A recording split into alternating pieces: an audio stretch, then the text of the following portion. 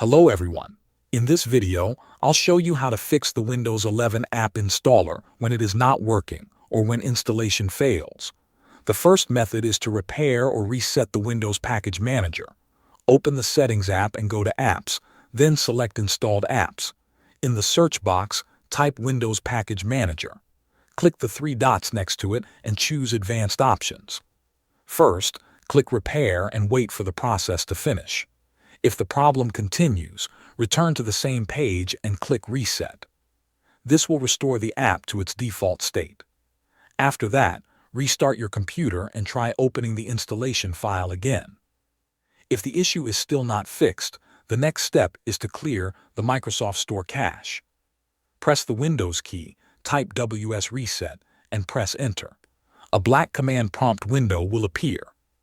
Leave it open and wait for the process to complete.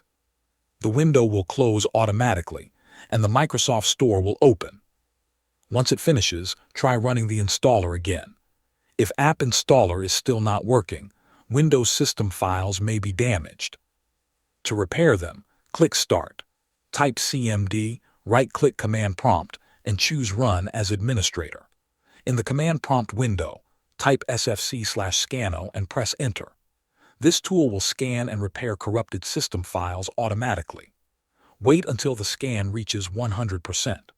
The process may take several minutes, depending on your system. When the scan is complete, restart your computer. After the restart, try opening the installation file again. Thanks for watching.